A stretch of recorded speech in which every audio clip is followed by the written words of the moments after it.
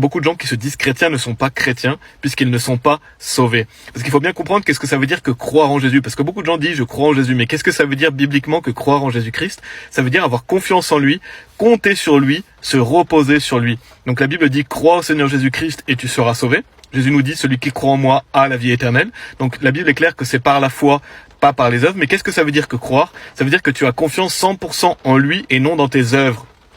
Et les catholiques, les orthodoxes, beaucoup de protestants et malheureusement même aussi beaucoup d'évangéliques disent qu'ils croient en Jésus-Christ, mais quand on leur demande qu'est-ce qui leur permet d'aller au paradis, ils vont dire qu'il faut croire en Jésus-Christ et faire des bonnes actions. Il faut croire en Jésus-Christ et le suivre et garder ses commandements, ou certains vont te dire qu'on peut perdre le salut, qu'on peut perdre la vie éternelle. Donc en fait, ces personnes ne croient pas en Jésus-Christ, parce que croire en Jésus-Christ, ça veut dire compter seulement sur lui pour aller au paradis.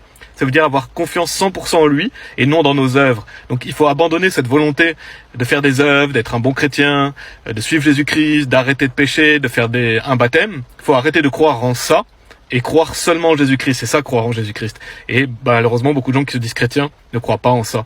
Ils doivent arrêter de croire en eux-mêmes et placer 100% de leur confiance en Jésus-Christ. Et c'est donc ça, croire en Jésus-Christ. Croire en Jésus-Christ, ça veut dire avoir confiance seulement en lui.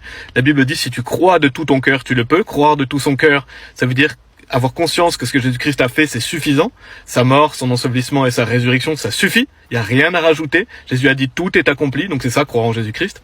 Et la plupart des gens qui se disent chrétiens ne croient pas en ça puisqu'ils rajoutent leurs œuvres ou ils croient perdre le salut. Et ça, c'est une chose très importante aussi à comprendre. C'est que croire en Jésus-Christ, ça veut dire croire qu'il nous donne la vie éternelle. Croire qu'il nous pardonne nos péchés passés, présents et futurs et que le salut, c'est la nouvelle naissance, c'est une fois pour toutes. Si vous croyez que vous pouvez perdre la vie éternelle ou que vous devez faire des œuvres pour garder la vie éternelle, si vous croyez que si vous faites un grave péché, vous pouvez aller encore en enfer, ça veut dire que vous ne croyez pas en Jésus-Christ. Parce que Jésus-Christ lui-même est la vie éternelle. Il est la vie éternelle, donc quand on croit en lui, on sait qu'on est sauvé pour toujours. Si on croit perdre son salut, ça veut dire qu'on n'a pas confiance en Jésus-Christ, mais on a confiance en soi-même, parce qu'on croit qu'on doit faire des œuvres pour garder son salut. On croit que quelque chose qu'on peut faire peut nous faire perdre le salut, ça veut dire qu'on n'a pas cru que Jésus-Christ est mort pour tous nos péchés.